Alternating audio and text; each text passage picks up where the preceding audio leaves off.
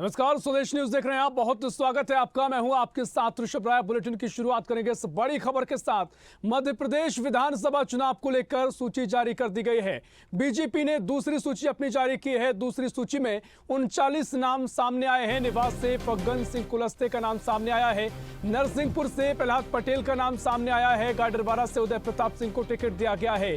जबलपुर पश्चिम से राकेश सिंह को टिकट दिया गया है। दिमनी से नरेंद्र सिंह तोमर, ये बड़ा नाम आपको बता रहे हैं। डबरा से इमरती देवी को ही टिकट दिया गया है। राघोगढ़ से वीरेंद्र सिंह बंटी को टिकट दिया गया है। ब्रिजबिहारी पटेरिया, सतना से गणेश, सीधी से रीति पाठक, परासिया से ज्योति डहरिया, इंदौर एक से कैलाश विजयवर्गीय को टिकट दिया गया है। तो बड़ी खबर आपको बता रहे हैं, जहां भारतीय जनता पार्टी ने मध्य प्रदेश में अपने प्रत्याशियों की दूसरी सूची जारी कर दी है और पहली सूची की तर्ज पर ही 39 नाम सामने आए हैं, जिसमें 7 केंद्रीय सांसदों के नाम सामने आए हैं और 3 केंद्रीय मंत्री इसमें बताए जा रहे हैं। साथ ही सांसदों के बड़े नाम हैं, हाई प्रोफाइल नाम सामने आए हैं, जिनमें 39 नामों में 7 सांसदों के नाम सामने आए हैं।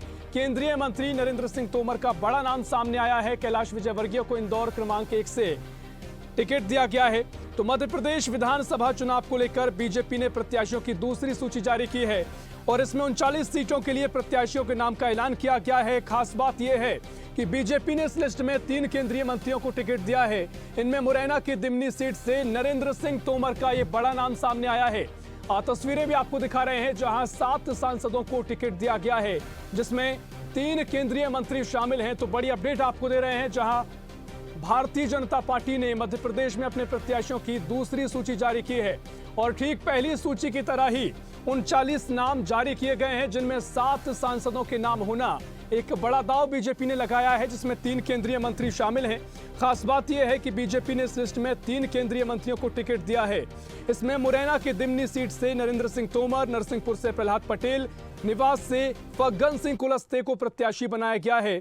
बीजेपी अपने 4 सांसद को भी विधानसभा चुनाव लड़ा रही है।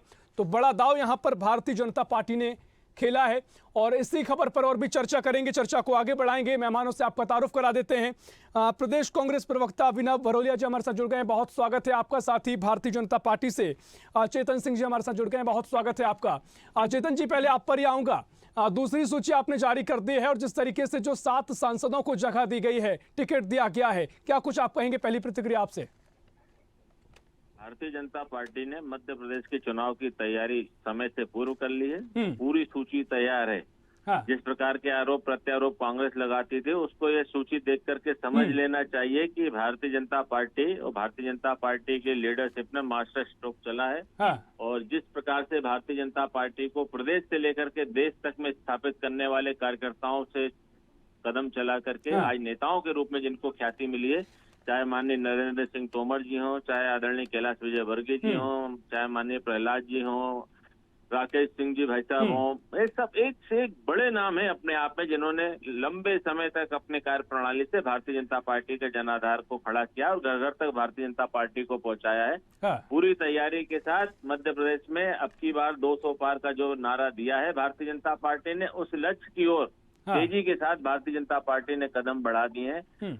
इस आंधी में बहुत बड़े बड़े पत्ते और बहुत बड़े बड़े पेड़ धराशायी होने की कगार पर चेतन जी, बिल्कुल आपने ठीक कहा कि कई सभी को चौंका दिया है और कई तो बीजेपी के नेता भी होंगे जो इस लिस्ट को देखने के बाद ये सोच रहे होंगे कि वाकई में ये किस किस के नाम सामने आए, क्योंकि वाकई में जो केंद्रीय मंत्रियों के नाम सामने आए हैं, सांसदों के नाम सामने आए हैं, क्या आपको अंदाजा था ये नाम सामने आ सकते हैं? देखिए, कुछ नाम का तो अंदाजा था, जैसे माननीय नरेंद्र सिंह तोमर जी भाई साहब का नाम का अंदाजा था, मेरे को नहीं, अन्य कार्यकर्ताओं को भी था, रीति पाठक जी पर भी था, फग्गन सिंह जी भी था, लेकिन बाकी जो नाम है वो केंद्रीय नेतृत्व ने सबके जो अपने आधार है, जो सर्वे का आधार है, जो पार्टी की ग्राउंड रिपोर्ट है, जो हमारे मध्य प्रदेश के कार्यकर्ताओं की जनता की मांग है, उस आधार पर सारे फैसले किए हैं। मैं केंद्रीय नेतृत्व को बधाई देना चाहता हूँ कि मध्य प्रदेश में भारतीय जनता पार्टी को पूरी ताकत के साथ अंजाम 200 के पार पहुंचाने का जो भारतीय जनता पार्टी ने विजन तय किया है, जो हमारा लक्ष्य है, उस लक्ष्य पर तेजी के साथ और मजबूती के साथ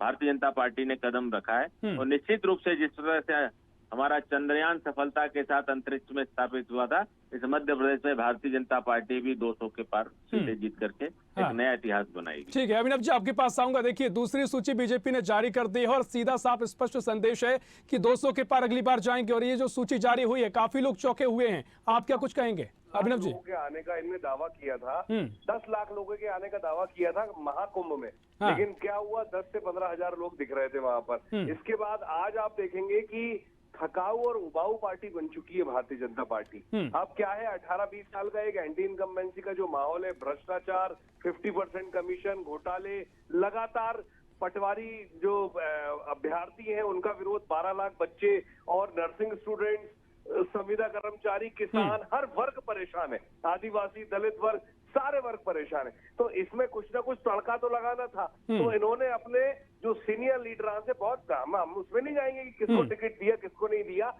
तो ये थकाऊ उबाऊ पार्टी ने एक एक्सपेरिमेंट करने के हिसाब से इन लोगों को टिकट दिया है। तो अच्छी बात है, हम तो लड़ेंगे। और देखिए, सबसे बड़ी बात, इनके कोई नेता कहते हैं 200 पार, कोई कहता है 150 पार, आज ही मोदी जी 150 पार, कभी अमित शाह जी कहते हैं 135 पार। तो कोई भी कैलकुलेशन अब सटीक नहीं है इनका। ये कुछ भी जो मुंह में आ रहा है बोल रहे हैं क्योंकि थक चुके हैं, इनके पास कोई शब्द नहीं है। तो इन सब चीजों को दरकिनार करते हुए मध्य प्रदेश की जनता जवाब देगी और बताएगी कि जिस तरीके से कर्नाटक में जीत जीती है कांग्रेस ने, हिमाचल में जीती है, उससे बड़ी जीत मध्य प्रदेश में होगी। ठीक है अभिनव जी, लेकिन जिस तरीके से कांग्रेस भी मंथन कर रही है अपनी सूची जारी करने को लेकर, लेकिन जो सांसदों की जो नाम इस सूची में देखने को मिले हैं, चुनौती रहेंगे कांग्रेस के लिए अभिनव जी?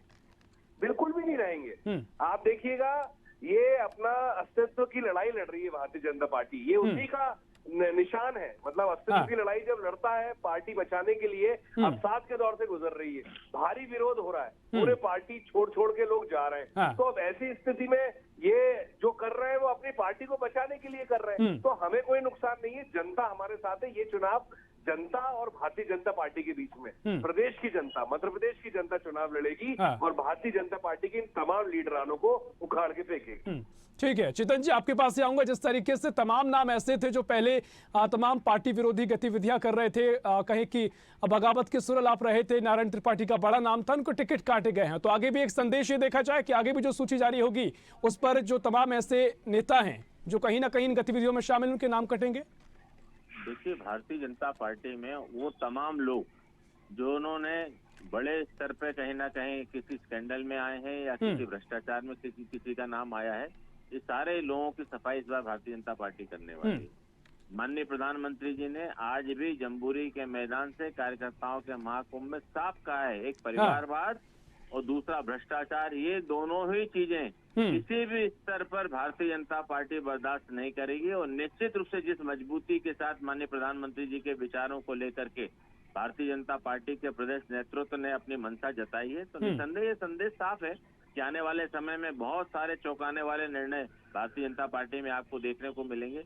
मेरे मित्र का एक दो बातों का मैं जवाब देना चाह रहा था, जो कह रहे थे कि मंच पे थके हुए लोग दिख रहे थे, तो जरा इनसे पूछ लीजिए कि अच्छे ऊर्जावान लोगों की परिभाषा कांग्रेस के अपने मैनिफेस्टो में क्या होती है, कितने ऊर्जावान लोग हैं ये तो वक्त बताएगा। और इतने ऊर्जावान थे कि मध्य प्रदेश में सरकार होते ही बामुश्किल छिंदवाड़ा सीट बची थी, वो भी माननीय कमलनाथ जी के अपने मैनेजमेंट के कारण। बाकी चीजों में मैं जाना नहीं चाहता, राजनीति की अपनी भी मर्यादा होना चाहिए, इसलिए कई चीजों को संकेतों में ही बोलना ज्यादा ठीक रहता है। तो ये भारतीय जनता पार्टी और भारतीय जनता पार्टी का कार्यकर्ता ने अटल मिशन को जब छू लिया है, तो ये तो कोई बहुत बड़ी चीज नहीं है कि हाँ चेतन जी, लेकिन कांग्रेस यही कह रहे हैं, अभिनव जी यही कह रहे हैं कि तमाम जो सत्ता विरोधी लहर है और तमाम लोग जो हैं वो बोर हो गए हैं तमाम पुराने नामों से, इसीलिए नए नवाचार कर रही है बीजेपी। देखिए, हम तो चौथी बार सरकार में आए हैं।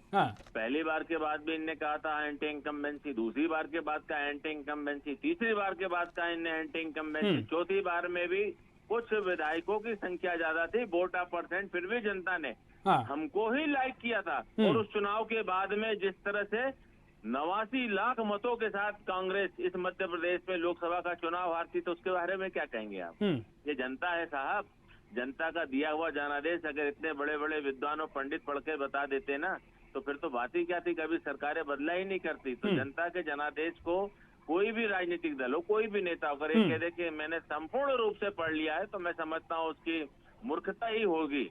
इसलिए जनता का जो जनादेश है बहुत अलग रहता है और हमेशा चौंकाने वाला रहता है। जनता हमारे कामों पर, हमारे कदमों पर हमेशा अपनी बहुत ही बारीक निगाह रखती है और माइक्रो मैनेजमेंट के साथ हमारे आचरण पे भी निगाह रखती है। देखिए आप, जितने एरोगेंट नेता हैं, जितने भ्रष्टाचारी नेता हैं, जितने करप्ट और करप्शन वाले लोग हैं, जनता उनको इस चुनाव में मजा चखाएगी।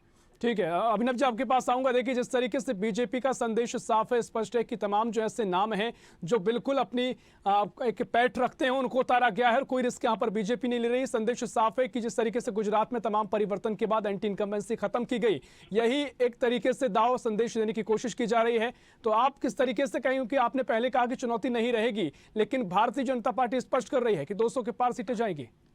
देखिए, घमंड और अहंकार में लगातार बोल रहा हूँ, इस पार्टी का, इनके नेताओं का नहीं जा रहा। वैसे मैं उम्मीद करता हूँ कि ये चेतन सिंह जी को भी नरेला से टिकट मिले, मेरी शुभकामनाएं हैं उनको। लेकिन मैं बता दूं, भारतीय जनता पार्टी पूरे देश से साफ हो चुकी है। आप उठा के देख लीजिए, आधे से ज्यादा राज्यों में भारतीय जनता पार्टी की सरकार नहीं है। मध्य प्रदेश और महाराष्ट्र में खरीदी हुई सरकार चल रही है।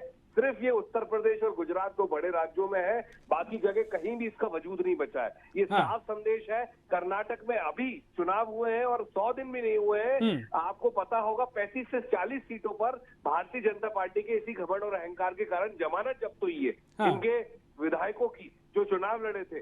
तो मैं इतना बता दूं आपको कि ये पार्टी अब बिल्कुल पूरे तरीके से अपने अस्तित्व की लड़ाई लड़ रही है, आखिरी क्षणों में है, क्योंकि अब जनता इनके सारे काले कारनामों को समझ चुकी है। भ्रष्ट, घोटाले, 2 करोड़ रोजगार। ठीक है, देखिए अभिनव जी, तमाम जो आपकी बातें हैं इन पर प्रतिक्रिया लूंगा, लेकिन चूंकि आप जुड़े हैं तो आपसे ही जान लेते हैं कि जो अब कांग्रेस का क्या कुछ रणनीति है, कांग्रेस का मंथन कहां तक पहुंचा है, कब जो लिस्ट है वो जारी होगी? कांग्रेस पार्टी बहुत जल्द अपने सारे टिकट डिक्लेयर करेगी। ये एक पूरा एक आप देख रहे होंगे जन आक्रोश में, आप यात्रा देखिए, पूरे हमारे लीडरान जिस तरीके से पूरी ताकत से जनता के साथ रात में 2-2 बजे तक सभाएं हो रही हैं, जनता का हुजूम आ रहा है। तो ये बता रहा है कि कांग्रेस की लहर कितनी जबरदस्त चल रही है। जनता जिस ताकत के साथ खड़ी है, तो हम तो टिकट रहेंगे, जनता चुनाव लड़ेगी। सीधी बात है हमारी। हमें ये बड़े नेता, सांसद, विधायक, मंत्री, ये ढकोसले और ये सारी ढकोसलेबाजी से अब जनता बोर हो चुकी है। जनता को अब शुद्ध और साफ राजनीति चाहिए, जो कांग्रेस पार्टी देगी। ठीक है चेतन जी, 5 राज्यों में विधानसभा चुनाव होना है और यहाँ पर मध्य प्रदेश में आपकी सरकार है और कांग्रेस कह रही है वो भी खरीद फरोख्त की सरकार है, और ऐसे में जो आप ढकोसले कर रहे हैं वो जरूरत कांग्रेस को करने की नहीं है। चेतन जी, देखिए, जो लोग अपने ही परिवार को खरीद और फरोख्त की बात करते हैं तो उनपे मैं क्या टिप्पणी करूं, जिनसे अपना घर नहीं संभलता वो मध्य प्रदेश संभालने की बात करते हैं, तो इससे बड़ा हास्यास्पद क्या होगा। रही बात मध्य प्रदेश में जनादेश को लेकर के, मैं फिर से कहना चाहता हूं, 2018 में भी 22% भारतीय जनता पार्टी को कांग्रेस से ज्यादा मत मिले थे। और रही बात महाराष्ट्र की, तो महाराष्ट्र में जिस प्रकार से जो लोग पानी पी करके शिवसेना को कोसा करते थे, शिवसेना के साथ सरकार की चाशनी चाटने के लिए अपने विचारों की तिलांजलि दे करके गठबंधन करके सरकार बनाते, अगाड़ी पार्टी बनाते, उनका क्या होगा आप उनसे पूछिए। और जिस पार्टी के नेता अजित पवार जी भाजपा के साथ आते हैं, क्या उनको उनकी पार्टी ने निकाल दिया? क्या उनके पार्टी के संस्थापक लोगों ने निकाल दिया? इसका मतलब ये है कि वे लोग कहीं ना कहीं कांग्रेस शिवसेना के गठबंधन से परेशान थे, इसलिए भारतीय जनता पार्टी को सपोर्ट करे। भारतीय जनता पार्टी विकास का नाम है, भारतीय जनता पार्टी गरीब के जन कल्याण का नाम है, भारतीय जनता पार्टी सुरक्षा का नाम है, भारतीय जनता पार्टी रोजगार का नाम, भारतीय जनता पार्टी राष्ट्र का नाम है। जो लोग इन चीजों को पसंद करते हैं भारतीय जनता पार्टी के साथ आते हैं, तो उसमें अविरोध जी आपको परेशानी नहीं होना चाहिए।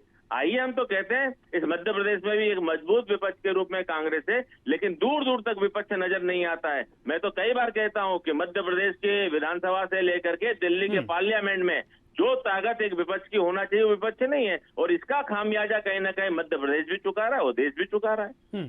ठीक है अभिनव जी, आपके पास आऊंगा, लेकिन जिस तरीके से अगर बीजेपी अपने संगठन स्तर पर तमाम बदलाव कर रही है, नवाचार के साथ ही तमाम जो ऐसे नाम हैं जो अंदाजा सबको नहीं था उनको नाम को उतारा गया है, तो क्यों ना संगठन को मजबूत किया जाए? इसमें क्या दिक्कत है? और कांग्रेस भी इस पर और बेहतर कर सकती है, क्योंकि संगठन को लेकर जरूरी हो जाता है चुनाव के पहले आप भी तमाम ऐसे नाम पर जिन पर चर्चा है उनको सामने आए, और जो देरी कांग्रेस की लिस्ट में हो रही है उसको लेकर भी अब तमाम तरह के सवाल तो अब चर्चा का विषय बनेंगे। अभिनव जी देखिए सुबह 7 के रात के 1 बजे तक हमारे यात्राएं चारों तरफ चल रही है। भले ही अजय सिंह हो, कमलेश्वर पटेल जी हो, गोविंद सिंह जी हो, जीतू पटवारी जी हो, अरुण यादव जी हो, कांतिलाल भूरिया जी हो, तमाम लीडर हमारे तमाम लीडर आप देखेंगे पूरी ताकत से जमीन पर हैं, जनता के साथ है। हम हवा में नहीं है, हवाबाजी नहीं हो रही है, हम जनता की बात करते हैं। संविदा कर्मचारी जिन पर FIR हो रही है, उसके बाद नर्सिंग की छात्राएं जो परेशान है, किसान, कर्मचारी, बेरोजगारी, जो पटवारी, जो बच्चे हैं, छात्र, 40 लाख रजिस्टर्ड बेरोजगार है मध्य प्रदेश में, रजिस्टर्ड संख्या तो पता नहीं कितनी होगी। तो इनकी आवाज कौन है? कांग्रेस पार्टी है। इसलिए बोल रहा हूं आपसे, ये घमंड और अहंकार टूटेगा। ये बड़ी बड़ी बातें करना और बड़े बड़े प्रवचन देना, ये सब चीजों से अब बोर हो चुकी है जनता। जनता को अब एक अच्छी सरकार और सुख देने वाली सरकार चाहिए। ठीक है चेतन जी, आपके पास आऊंगा, लेकिन इसी का खबर पर और चर्चा के लिए हमारे साथ वरिष्ठ पत्रकार रमेश शर्मा जी जुड़ गए हैं। रमेश शर्मा जी, बहुत स्वागत है आपका। जी धन्यवाद। जैसा कि आपने सूची देख ली होगी, तमाम ऐसे नाम हैं जो चौंका देने वाले हैं। 7 सांसदों के साथ साथ ही 3 केंद्रीय मंत्रियों को टिकट दिए गए हैं। किस तरीके से आप देखते हैं रमेश जी? हाँ, निश्चित रूप से ये वाकई नाम चौंकाने वाले हैं। हाँ। जैसे कैलाश विजयवर्गीय जी का नाम है, फग्गन सिंह जी का नाम है, नरेंद्र सिंह तोमर जी का नाम है। हाँ। वाकई ये जो नाम, प्रहलाद पटेल भी चुनाव लड़ रहे हैं, तो ये जो इस तरीके से जो नाम है वाकई ये चौंकाने वाले हैं। हाँ। तो इसका अर्थ है कि भाजपा इस बार क्योंकि प्रतिष्ठा के प्रश्न बना करके चुनाव लड़ रही है। 2018 में जो थोड़ी बहुत इनसे गलतियां हुई, 2018 में जो सबसे बड़ी बात जो भाजपा जो पिछड़ गई थी, उसका सबसे बड़ा कारण टिकट को लेकर के कार्यकर्ताओं में असंतोष था। मैंने कई बार भी कहा कि कांग्रेस जीती है ये तो सत्य है, लेकिन भाजपा हारी है, इससे बड़ी खबर थी। तो मैं समझता हूँ 2018 से सबक लेकर के भारतीय जनता पार्टी ने ऐसे उम्मीदवार उतार रही है, अगर स्थानीय स्तर पर कुछ मतभेद हो तब भी ये सारे के सारे कार्यकर्ता एकजुट होकर के चुनाव लड़ें। और इसका संकेत हमको आज मोदी जी के भाषण से भी मिला। उन्होंने कार्यकर्ताओं से अपील की थी कि आपकी पहचान कमल है, आपका निशान कमल है, ये जो उन्होंने अपील की थी, ताकि कार्यकर्ताओं में थोड़ा बहुत असंतोष हो वो दूर हो। ये निश्चित रूप से भाजपा प्रतिष्ठा का प्रश्न बना करके चुनाव 2023 का लड़ रही है। टिकट की दूसरी सूची इस बात का संकेत है। हाँ बिल्कुल रमेश जी, चूंकि अभी कांग्रेस ने कोई सूची जारी नहीं की है तो किसी तरह की हम एक तुलनात्मक अभी चर्चा नहीं कर पाएंगे, लेकिन फिलहाल अगर ये सूची में सांसदों के नाम होते हैं, 7 सांसद में 3 केंद्रीय मंत्री होते हैं, कितना बड़ा दांव बीजेपी का ये रहेगा और कितना फायदा इसको आगे वाले चुनाव में देखने को मिल सकता है? देखिए, इसमें कोई शक नहीं कि जब तक कांग्रेस की सूची नहीं आती तब तक इसकी तुलनात्मक व्याख्या नहीं होगी। ये बात बिल्कुल सही है, उसके बाद ही ठीक से अनुमान लगेगा। लेकिन इन नामों का जो असर पड़ेगा, इन नामों से जो स्थानीय स्तर के छोटे उम्मीदवार को लेकर के कार्यकर्ताओं में थोड़ा बहुत मनमुटाव होता है और वो काम नहीं करते, जो भी कुछ कारण होता है, वो कारण इस सूची से दूर होगा।